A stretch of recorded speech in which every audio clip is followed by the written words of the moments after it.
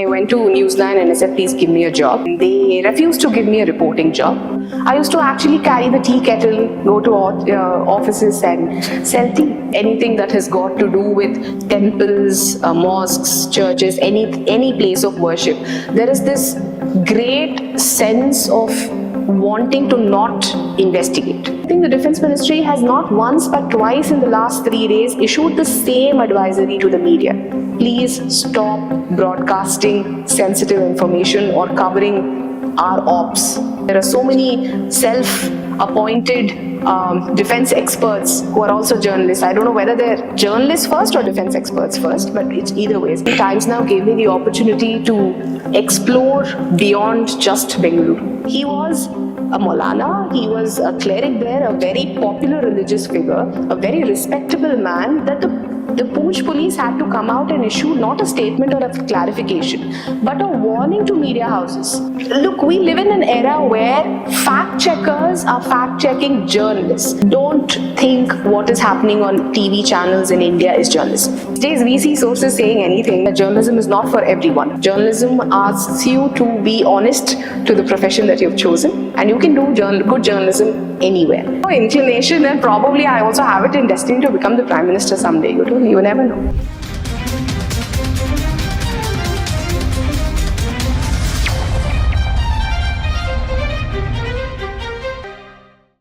Thank you very much, Anusha, for talking to Daily Salar. How are you, and how is journalism treating you? Thank you, Abu, for inviting me. It's absolutely a pleasure, especially considering that we've been colleagues for so many years. How am I? Well as any Indian can be, given the times that we are in currently.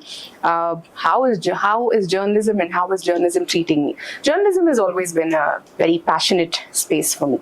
So I suppose it's a good exchange that your endeavor as a journalist is to stick to what journalism is meant to be, and journalism will always be rewarding to you. Irrespective of whether somebody appreciates it, somebody looks at it suspiciously, it doesn't matter. As long as you're doing good journalism, I think it's a very fulfilling profession.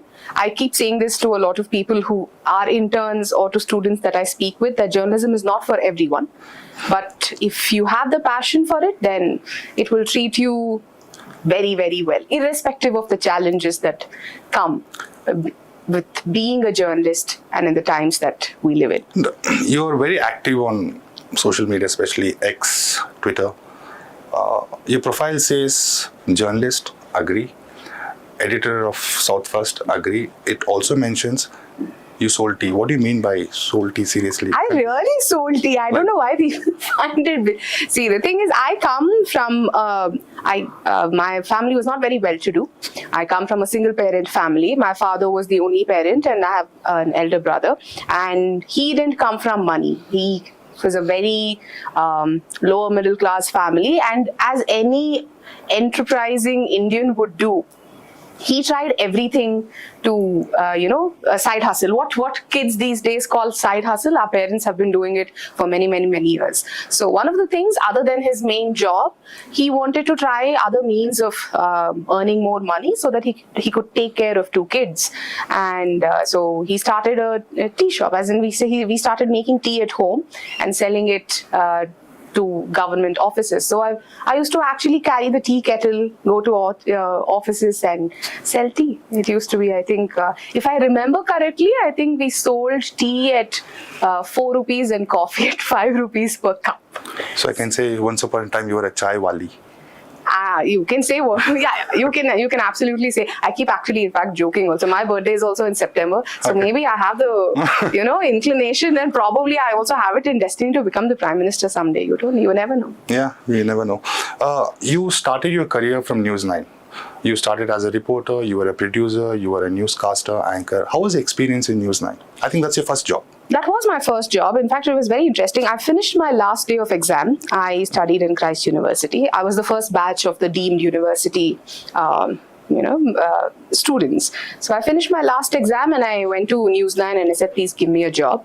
They were not very confident I'll pass my exams. So they said, why don't you go finish? Allow your results to come, and if you pass, then we'll give you a job. So I interviewed. Right after my results came, I passed. So I interviewed and they refused to give me a reporting job, which is quite natural in every newsroom, I suppose. Before they hand a mic to you, they want to see whether you're worth their time or whether you have what it takes in you for whatever reasons. So they gave me a job on the features desk and I was very happy to do it. But very quickly I moved on from the features desk to the BP desk, otherwise called the bulletin producer desk. This was my first job. But I think I've worked with News9 for about 2.5 years. What drew me to News9 was, at that point in time, it was the only English news channel based in Bangalore.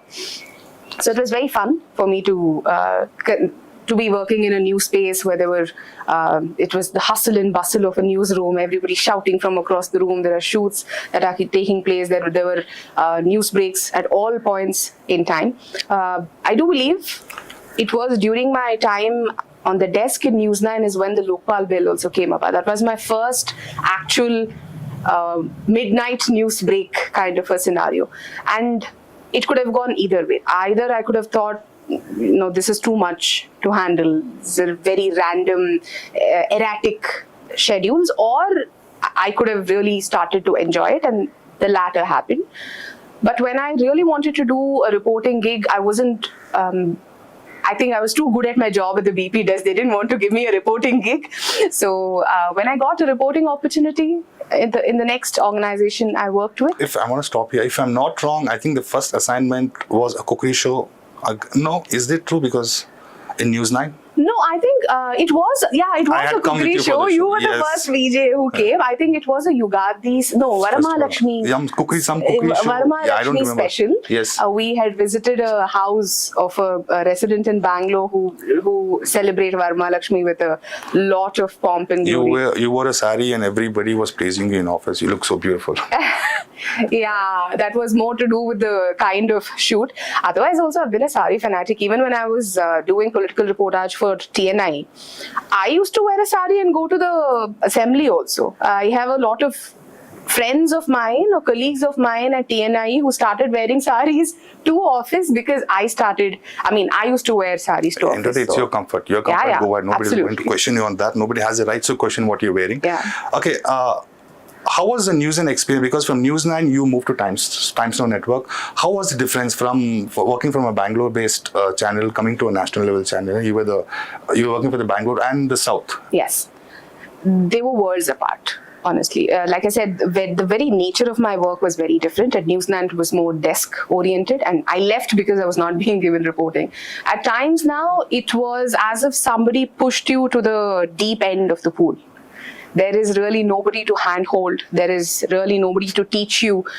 Nobody in television has patience. If you make a mistake, then you actually have to pay the price for that mistake and you learn from that mistake and move on. Or you're just thrown under the bus for making that mistake. But television also was the space, at least Times Now was the space that allowed me to experience different people, different regions, different states, different stories. From, I think, other than right from a civic issue in Bengaluru to covering national calamities in Odisha and Andhra Pradesh, to election coverage in Kerala, to floods and rain issues in Tamil Nadu, and the Telangana movement, the entire Telangana movement. Television, I do think Times Now gave me the opportunity to explore beyond just Bengaluru, explore beyond just my comfort zone of Karnataka, because I've never been outside. I was born here, brought up here. I've never worked outside, but Times Now helped me gain that experience. So it was very different. It came with its own set of challenges. I'm not going to deny that. Everything is not hunky-dory. Yeah. It's an extremely demanding job. Sometimes it verges on being extremely unfair. There is a lot of pressure that doesn't allow you to actually stop, take a moment to think about what you exactly are doing or saying, because there is so much editorial guidance as to what should be or should not be on air. To be your own person, to be your own independent judge of what is right, what is wrong, becomes extremely difficult. Think about making all of these decisions in a split second, because you're on television, Yes. you have to speak about something. If you don't speak what is the guided path of what has been said, then you are cut off, essentially. And your entire performance in that space, in that new space, is subject to various factors other than just facts of the issue. Yeah.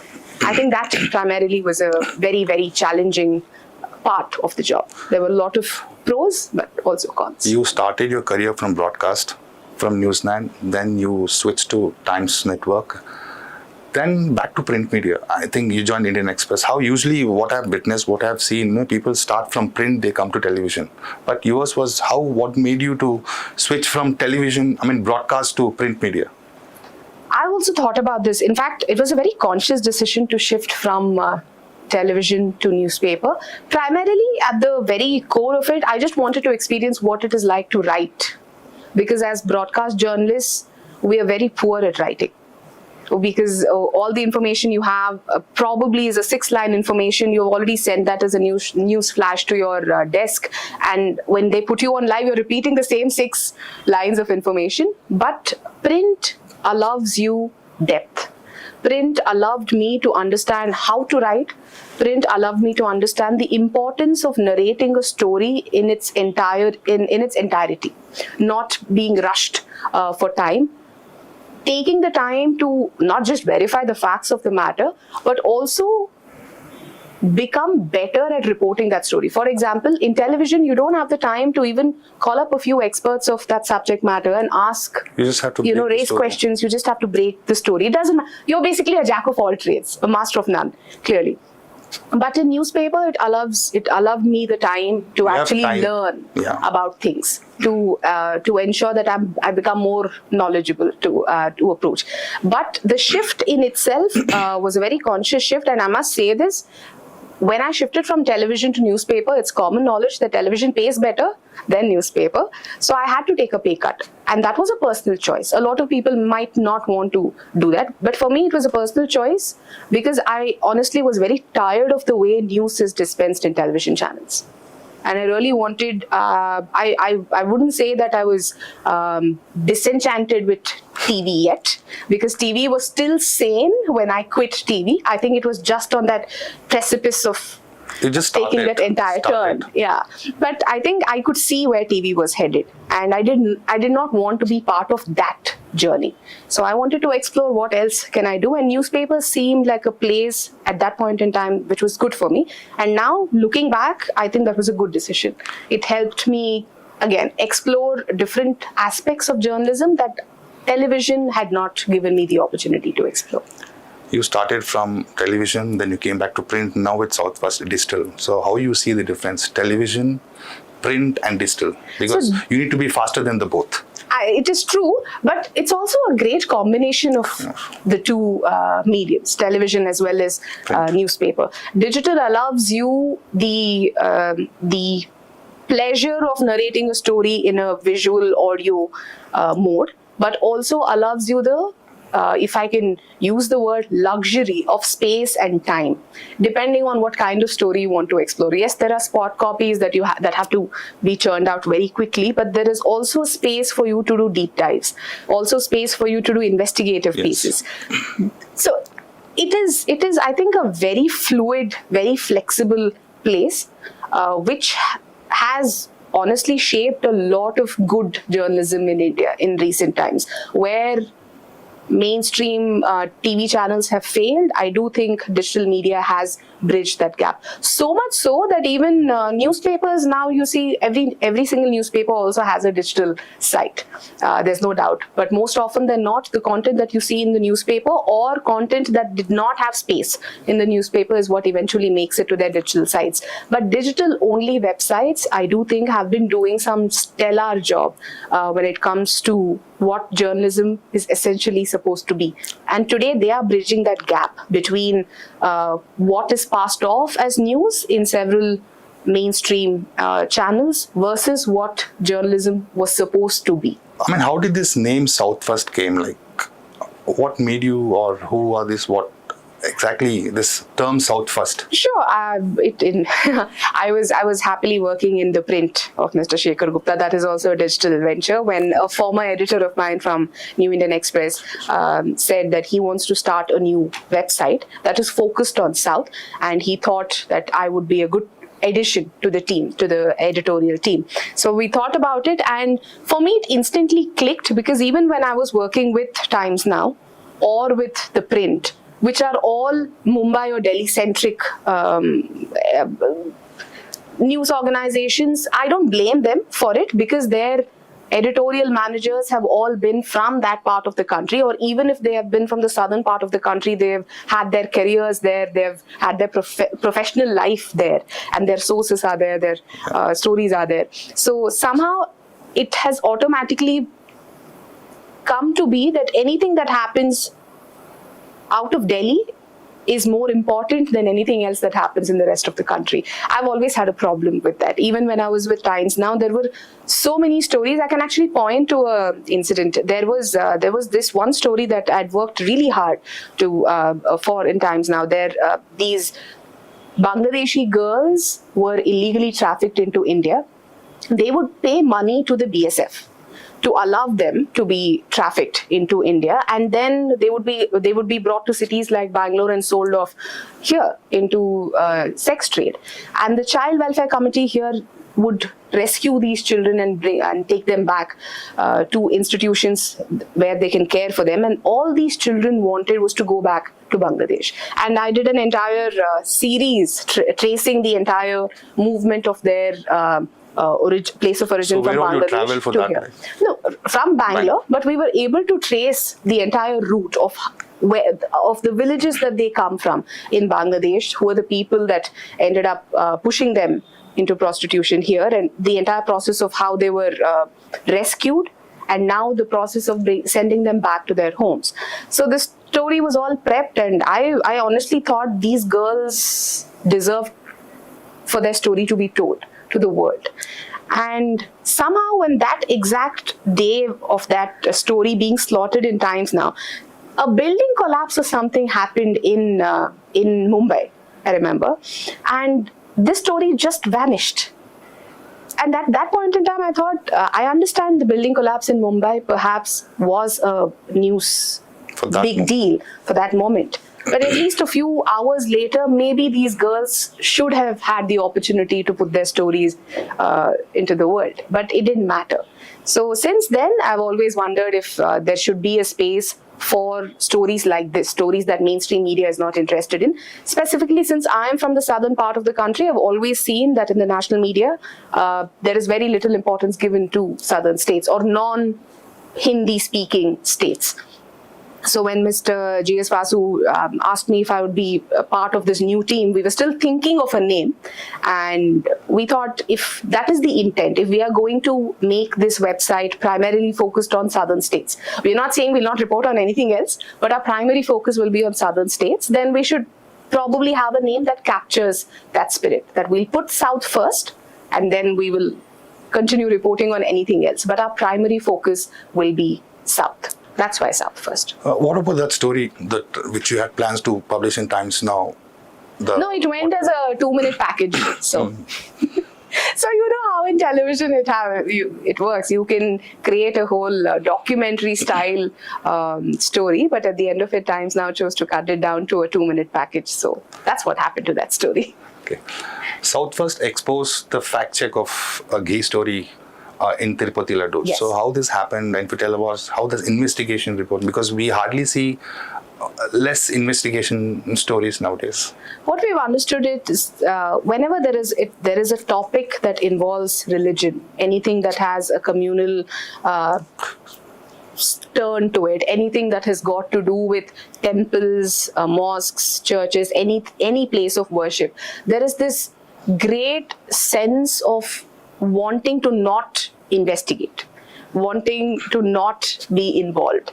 So when the Chief Minister of Andhra Pradesh made a statement, a very shocking statement actually, and he said it in a party event, he did not expect that it would actually snowball into such a huge controversy that animal fat was being used in Tirupati Laddu. We've reported on that, but later we found when we started the process of investigation, the first thing we did was to inquire about the standards that are there, the processes that are put in place in Tirupati during the procurement of their ghee or any other ingredients or materials that is bought, and then the making process. So most people didn't know that actually Tirupati has something called a ghee committee that was appointed by the new government. The ghee committee had barely weeks before given a report, and we accessed that report through our sources, through a lot of because RTI is no longer a tool that used to be as effective as it was earlier. So we had to rely on our sources who could give us information about this committee. And in the committee report, it was very categorically stated that there are discrepancies in the way processes are moving forward. But there was no mention of any such adulteration in the ghee procured to make the Tirupati or the prasadam of Lord Balaji in if anything, that ghee committee should have actually given the report first. Then came these lab reports. The moment these lab reports came, several news channels ran with it saying, you know, the lab reports have confirmed animal lard, tallows. That was not simply true. We spoke to several of these scientists who carry out such tests, who are very categorical in saying, at best, these tests can tell you that there are impurities. That is the first thing. What kind of impurities? They do not know. See, different impurities are categorized under different categories, are categorized under code names. They can only at best give you a code name. That is the second thing. The third and the most important aspect that most people knew but refused to acknowledge, but we consistently did reportage on, is there is a difference between procuring a consignment of ghee, testing it, rejecting it or accepting it, and then using that in the preparation of laddus in Tirupati. This test that we were talking about was of a consignment that was rejected from Tirupati. So where did this entire argument of adulteration or adulterated ghee being used in the Tirupati laddu came about was the whole question. So when we did the reportage, we got a lot of backlash. I'm not kidding. We were called several names, but ultimately that's what the Supreme Court also pulled up the Chief Minister of Andhra Pradesh for. That statements were made without verifying, without any of these authentic information being coming in handy. And right now an SIT is probing the entire matter, but as facts stand today, the Supreme Court's statement or Supreme Court's observation in this case was absolutely in line with what our investigation showed. You also mentioned just now about the sources are very important. As a journalist, how important source play a role in journalist life? Sources. Now, that is a very tricky question to ask because these days we see sources saying anything. No government wants to give any official statement. Everybody wants to run sources. No, but if you ask me, in the role of a source in journalism is extremely important for you to get hold of a story. But everything that comes after that, cross-verification, from cross-verification to finding the documentation to support what your source is indicating or suggesting, finding means and ways of ensuring or corroborating what your source has told you. I think that is where journalism or investigative journalism lies. But what has happened these days is we have taken whatever a source says as the be-all and end-all of a story. So the moment a source says something, that's more than enough for you to run a story. But that's not what we've been taught, or that's not what we practice in journalism. Because today's sources are social media. Yeah, true. I mean, and where does that stop then? Because the entire... Look, we live in an era where fact checkers are fact checking journalists. So yeah, I have a non-journalist friend, very casually she asked me day before yesterday, what is the difference between a journalist and a fact checker? I said, the fact that we live in a world where journalists are no longer fact checkers and you need a fact checker to check journalist stories itself is a travesty. The primary job of a journalist is fact-checking. So the very fact that we live in a time where journalism is seen as something different from fact-checking is problematic. That is one. But like you politely pointed out, it is because we are relying on information that is coming from anything, any random source. Right? It could be something as simple as whether it is raining right now outside in the place that we are talking, to whether a Pakistani fighter jet was shot down and a pilot from the Pakistan Air Force was captured alive. There is no limit. The range of misinformation is so huge. I do think it's a huge problem, but when you ask me how important is a source, a source is important to begin a story, but the source cannot be the be-all and end-all of it. After your information from your source is when your journalism begins. And most journalists or most media houses in India have forgotten that part. That post information from your source is when your actual job begins. And a few days back, your keynote address at Christ University regarding the kind of troubles, the challenges the journalists are facing in journalism. So, that is true. Actually, when I address students, I ensure that I don't scare them too much into dissuading them from joining journalism, because I believe journalism is a wonderful field and more youngsters should take up to journalism. Yes, there may be a lot of problems, but ignoring it, abandoning it is not actually the way forward. So even when at this address that you're talking about, the entire topic of debate was about misinformation in the times that we live in. So I wanted to put across a point that we don't live just in the times of misinformation. We also live in the time of malinformation, disinformation. So even misinformation has so many different things. It's not just factually incorrect information anymore. For example, misinformation is, I can cite an example of what happened with television news channels yesterday. Several of these news channels ran misinformation that an Indian civilian who was killed in Pakistan's shelling and firing at LOC in Poonch was actually a terrorist. That wasn't true. He was a Maulana, he was a cleric there, a very popular religious figure, a very respectable man, that the Poonch police had to come out and issue not a statement or a clarification, but a warning to media houses that you cannot pass off misinformation like this. That is one. Then you have disinformation that comes directly from authoritative sources. It is no longer that journalists have to fact check just information that is coming, say, from a third person, from a layman, from some WhatsApp forward. All of that is misinformation. Journalists today are compelled to fact check even information that is coming from official sources, from government agencies. It could be our government, it could be the government of any other country, it doesn't matter. But when an authority figure is passing off information that is not true, then becomes disinformation. And then there is your entire issue of malinformation. And that, I believe, is the worst form of misinformation of all. When you are peddling misinformation, not because you're ignorant, but you know what the truth is and you're deliberately trying to distort it. And one of the examples I was giving the kids in Christ College is what happened with COVID. During COVID and the Tablighi Jamaat gathering. You know that, it was horrible that television channels came up with such insensitive, such communal slogans.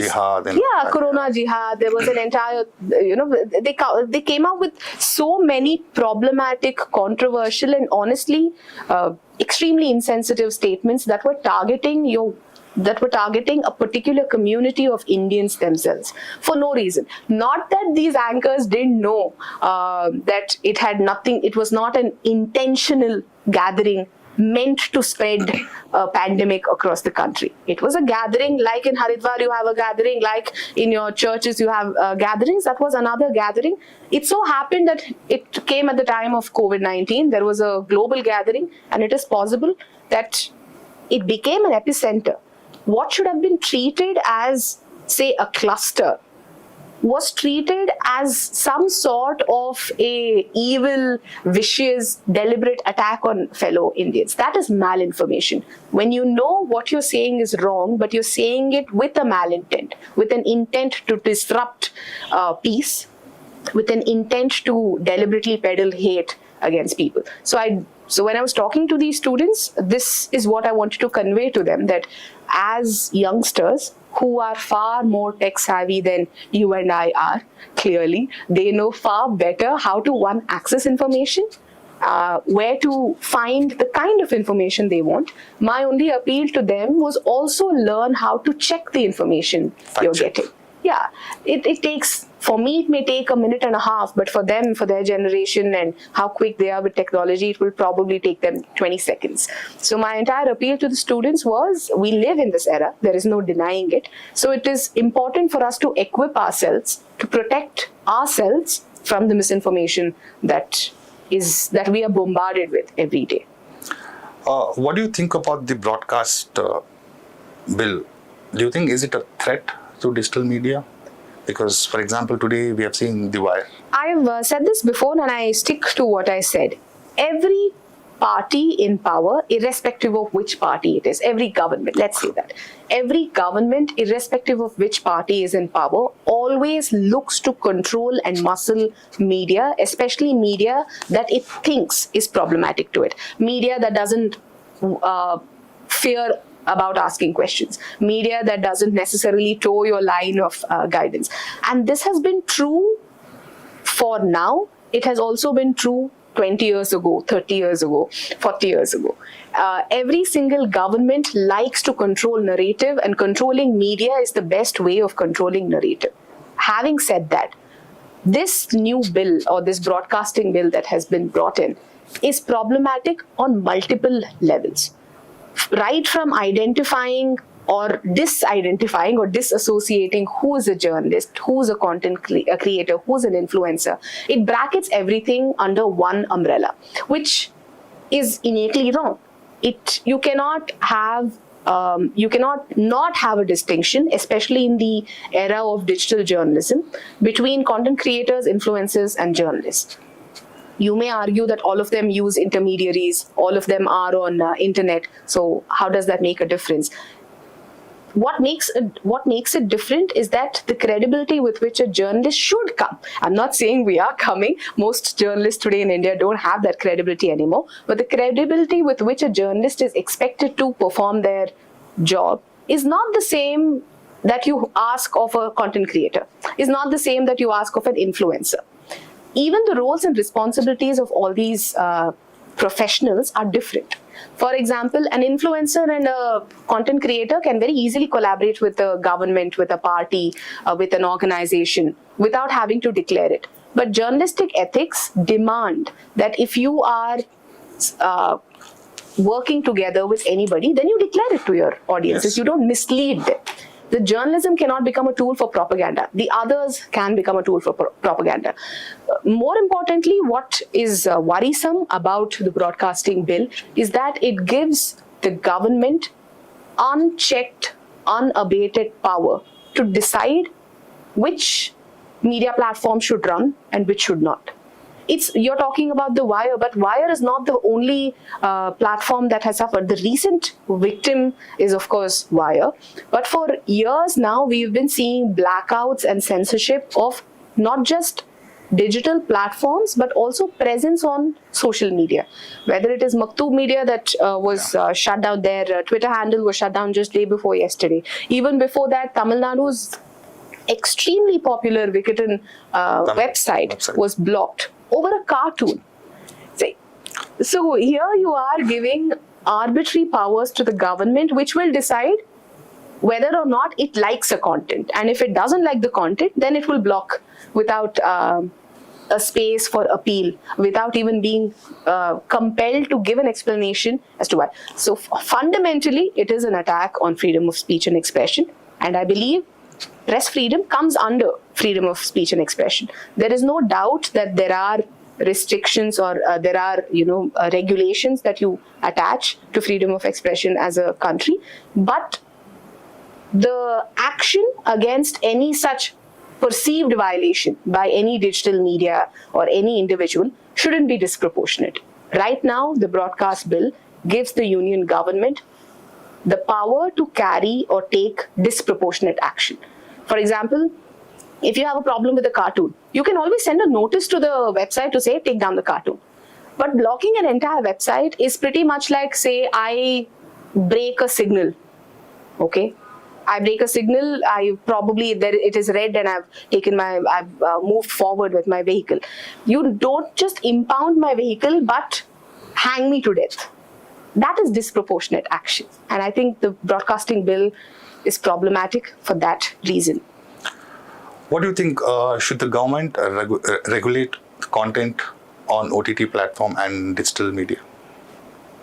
Regulation, whether we like it or not. I may be somebody who doesn't believe in censorship of any kind, but as a government, I'm sure it has several things to worry about. So regulation, just like how it is in every other field, it is also applicable in media.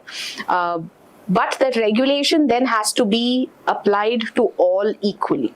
It can't be a pick and choose mechanism. It can't be based on whether the current dispensation likes something or not. The regulation has to be reasonable with space to contend what a government deems is reasonable. For example, a government may deem a particular article is not reasonable to them, but the regulation should allow me the space to contend that decision of the government. Take it to a court if need be, a tribunal if need be. But not allowing even that space to discuss, to debate, or even have a conversation of whether what the government deems is unfit is truly unfit or not, that is problematic. Regulations, as we live in a democratic country, and regulations are something that we cannot truly escape. It is always going to be there, but regulations have to be reasonable. A few days back, Government of India issued an advisory to all media channels regarding the defense issues, like operations not to cover live. Do you think it's happening? Indian media never learns. Whether it was Kandahar, whether it was 26/11, the Mumbai attacks, Indian media simply refuses to learn. Let's remember that this is not the first time that the Indian media is covering defense operations live. We have done this in the past and we have learned a very terrible lesson. In 26/11, in the Mumbai attacks, when television channels were live casting our own anti-terror ops, it actually cost lives. It took away our vantage point. It gave the enemy very sensitive defense intel. It allowed terrorists to actually cause more harm than what they might have, perhaps. And after that, I don't know if a lot of people know this, several editors and media houses came together and said, you know what, we will set a guideline. We'll have a frame of rules so that the government is not imposing, but we ourselves will impose some kind of a regulation, some kind of a guideline. Restriction kind of a thing. More than restriction, it was more a working guideline where all editors and media houses agreed that media houses will have to show restraint. That is when the concept of deferred visuals and deferred lives came into being. And that was not new. World over, war reportage, conflict area reportage has always used deferred visuals, deferred live as a medium. Only in India we refuse to do it. And now, years later, we're doing the same mistake. So basically we didn't learn any lessons at all. When, like you pointed out, when we started this conversation, you asked me how important sources are. Source building is an interpersonal mutual trust, relationship trust quotient, right? If you are a senior officer in the Indian Defence Forces and I'm a journalist and we've had a relationship for a few years, we have a professional relationship.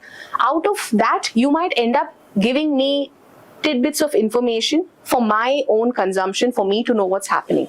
You don't expect me to go and say that on live television. It's a basic minimum something understanding. Called off the record. Absolutely. It's something called off the record. And you also trust that I have the common sense. As an adult, as a journalist who has reported on very sensitive issue, I would have the common sense to know what is made for TV and what is not. But in the times we live in, because there are so many channels, there are so many self-appointed defense experts who are also journalists. I don't know whether they're journalists first or defense experts first, but it's either ways. In the race to be the first and to prove to the world that they know the best or they know the most, they end up not just revealing sensitive information on television, but also forever losing that source, because that source is never going to trust you once again. That is why I think the Defense Ministry has not once but twice in the last 3 days issued the same advisory to the media. Please stop broadcasting sensitive information or covering our ops live. But I don't think in this rat race, anyone has the patience to listen to why the defense is appealing. Okay, war reporting is very sensitive, and what it takes to be a war reporter, war correspondent, because it's not that easy, reporting what it's not like any other reporting. You have sources, live operations are happening. What it takes to be a war reporter, and what are the basic things we need to follow. I would say ethics to be followed. I was just having this conversation this morning, and somebody said, and it's actually very true, some of the most impactful pieces of journalism, not just in India but across the world, have come from defense correspondents. I have not covered any war, I'm not reported out of any conflict zone, whether in India or outside.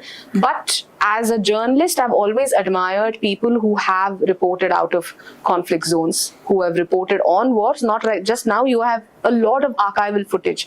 The first and the foremost thing, as I've observed and seen, and because I've spoken to so many defense correspondents, what I understand is the distinction that a journalist must have on how the topic that they're talking about is sensitive. It is not any other kind of reporting. It comes with a great scale of responsibility. And one, it is not everyone's cup of tea. If somebody is taking up defense reportage or conflict reportage for the theatrics of it, then they are in the wrong profession and definitely in the wrong place. There is why I say there is a sense of responsibility, much higher, nuanced and heightened sense of responsibility for conflict reportage or defense reportage is one, your responsibility is towards your audiences, no doubt. You're trying to give them the most authentic information. You're trying to give them a sense of what is happening on ground. But the second unspoken responsibility is you should know that there are defense personnel who are diverting their attention from actual conflict to your welfare and your well-being. That is something that is unsaid, that is unspoken. Every time a correspondent is in a conflict zone, there is a defense personnel who's watching over their shoulder continuously in most often than not cases. So you have a dual responsibility to the people who are actually ensuring your safety and also your audiences who expect you to give an impression of ground report. Very importantly, when you're doing, because war reportage or conflict reportage is already so emotional in its sense, any act of violence is an emotional component, whichever side of the war you are on. Which means that the information that you're giving is not just another piece of information I'm consuming as a viewer or a reader. It is actually something that impacts my psyche. It impacts my emotional, my mental state. For a lot of people, for most people, being part of a country is a very strong emotion. For me, it is. So when I see a conflict between my country and another country, the first thing that occurs to me or my mind is the kind of damage that it can cause to lives. Whether it is a uniformed soldier or an ununiformed civilian, the first thought that crosses my mind is that. So for a war correspondent or a conflict correspondent, that is also something they have to take the responsibility for. Giving the information in such a manner that you are aware that it impacts the emotional, psychological state of a person watching that view. There should be ideally no space for jingoism. There should be no space for theatrics. War or conflict is a very serious topic, and it needs and deserves the same kind of respect that we need to treat it with. Not frivolous studio antiques, rhetorics and chest thumping. There are actual lives at stake in war. And knowing that there are actual lives at stake in war should give you a sense of seriousness, first things first, which I think is missing with a lot of our mainstream channel reportage. Second, it should give you a sense of sensitivity, again missing in our reportage as far as TV channels are concerned. You mentioned war reporting is very sensitive. How do you see the kind of reporting what is happening right now, the Operation Sindoor? How do you see the kind of reporting by journalists, even though after a lot of warnings have come from the defense saying, do not do this, but still it's happening? I saw a tweet, so I'll not claim ownership for this. I just read it on Twitter. Somebody else had posted it. And I really thought that was a brilliant thing to say, which is true. The tweet said, the Indian Army deserves a better media, which is true. You have the Indian Army, there is no doubt it's one of the most well-trained, most disciplined defense force globally. They are carrying out an op at a high-risk op. There has never been such deep attacks on Pakistan, even during Kargil. This is perhaps the first time that it was a very risky op. We've gone not just in POK. POK perhaps would have been a safe bet. But we've chosen to strike terror camps inside Pakistan, which was a very risky affair to begin with. So when our soldiers went to carry out this op, although they were in our airspace, when they carried out this op, they knew very well it is a high-risk op. They are basically putting their lives at stake. True. Right? So just respect that. Have the basic decency of respecting the person or the people who have put their life at stake for the sake of the country. When you reduce that into some kind of a shouting match, into some chest-thumping, bravado, war-mongering, Bhaiya, you are sitting in your studio, AC is on, your guests are shouting, you are shouting, you have a mic, you're probably sitting in Noida or in Delhi or in Mumbai, wherever. You're not in Uri. You're not in Baramulla. You're not in Poonch. You're not hearing the sounds of the shelling that's coming from Pakistan side. You're not hearing, you are not taking the bullets in the shelling. Your building is not taking the bullets in shelling. So don't make it seem like you are fighting the war. You're not. There are other trained professionals who are willing to go to any extent to protect India's territorial integrity and sovereignty. Respect that. Respect it in the sense, be more sensible in your reportage. Don't give out sensitive intel from the defense that could compromise our side. Be respectful of the fact that the army will tell you what is happening, or the defense forces will tell you what is happening. You don't need to invent stories. You don't need to invent stories about what is happening in Karachi or what has happened in Islamabad or whether private jets from Pakistan are fleeing from the country. You don't need to invent stories. The defense forces are doing their job. They will do what is needed. All you need to do is do justice to the work that they are doing. What happens when you try to come up with cooked up stories is that eventually your audiences will lose their trust in you. It will extend to losing their trust in everything else that is being said about the operations. You're doing a great disservice to the country.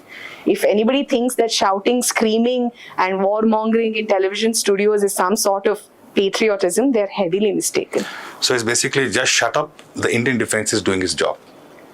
Please shut up, let the Indian defense forces do their job. You do your job of telling the people of this country what the defense is doing. You don't need to invent stories. I saw some person actually say, I think on my Twitter timeline or something, or on some other Twitter timeline, I saw a person actually justifying this entire drummed up lie, saying, these are psych ops. Really? You're the ADGP army? Psych ops. So basically, you have no clue what you're saying. Here we are, where television channel guests who went on television yesterday night and said things like INS Vikrant has been deployed or parts of Pakistan have been obliterated. They take to social media today and say, what we said is lies, but if you have also amplified these lies, please pat yourself on the back because you have done a great service to this nation by giving the impression that Pakistan has been destroyed and the Indian army has achieved, Indian defense forces have achieved great success. What did you achieve? You'd achieve nothing. You're basically accepting and saying that you lied to an entire audience, you misled them deliberately, you made a fool out of Indian national media on the global stage. Who will take you seriously? Who's wanted to be in the defense forces, as somebody who's worked very closely with the defense personnel. I was in the NCC. I've represented the country I've represented India in a different country. And as someone who is fully aware of how Fauji is, I can very categorically tell you that no serving officer enjoys this kind of theatrics. It is insulting. That's exactly what I'm saying. This kind of theatrics is actually insulting. You're making a mockery of the kind of work that is going behind carrying out an operation, a high-risk operation like this. I've in my entire life, because of NCC, because of reportage, and because of a lot of stories we have done on defense personnel, their families, I have not come across a single defense personnel who will take pleasure in the theatrics that is playing out, or the hyperbole or the jingoism that is playing out in Indian television studios. Now, talking about the technology, artificial intelligence, do you think how good it's for journalism? Do you also use AI? This is a topic that we've been discussing for so many days now, actually months now. Very recently, I was at an event at Manipal University speaking to students, and there the question also was about AI, whether AI is going to make journalism redundant. I don't believe so. AI, much like any other tech, any other tool, is going to be a great asset for any newsroom. Much like any other tool and any other asset, it all depends on how you end up using it. So, do we use AI currently? Not as much, but I do know there are a lot of newsrooms that use AI for routine stories, whether it is video production. Scroll, for example, has complete video production through AI. They use AI tools to come up with that. Television channels use a lot of AI to come up with their BGs, the background that they have. We have tried it at a smaller scale at South First. We are using it only as a language tool so far. Because we want to see if AI can actually be used to eradicate this barrier of language. So we like to work with a lot of Indian language websites, whether it is Idina in Kannada, whether it is in Telugu. We have a couple of newspapers or writers, Telugu writers. Their language is brilliant. Their way of looking at things is amazing, except that they don't write it in English. Why should that language be a barrier for some great perspective pieces, analytical pieces, or journalism itself to be accessible to more people? So at South First, we are using AI as a tool to minimize that barrier of language. So we use AI to see if it can do translations from Kannada, from Telugu, from Tamil, Malayalam to English. Our audiences are primarily English, and vice versa. They use AI to see if English can be translated into any other Indian language. So that is the limitation within which we are functioning as far as AI is concerned. But AI, I don't think, is something that any newsroom should be worried about. I think it's a brilliant tool. It is going to, if it is going to, say, pick up the burden of mundane things, might as well spend your human intelligence on more creative, on more journalistic endeavors. Okay, where do you see the future of digital media? I think we are in the future of digital media. Now, when you speak about AI, that is also going to be a tool. And digital media is only going to increase in terms of its presence, readership, viewership, as news becomes shorter and shorter, as in the form with which news is presented is shorter and shorter. Digital media will become the venue, because digital media currently is like an umbrella. You have so many venues. You have your YouTube, within YouTube, you have your longer videos, you have your shorts, you have so many formats, you have podcasts. Now, they've also introduced, multiple platforms also have made it easier to consume content digitally instead of a newspaper. So I do think digital media has a lot of scope to expand into multiple verticals.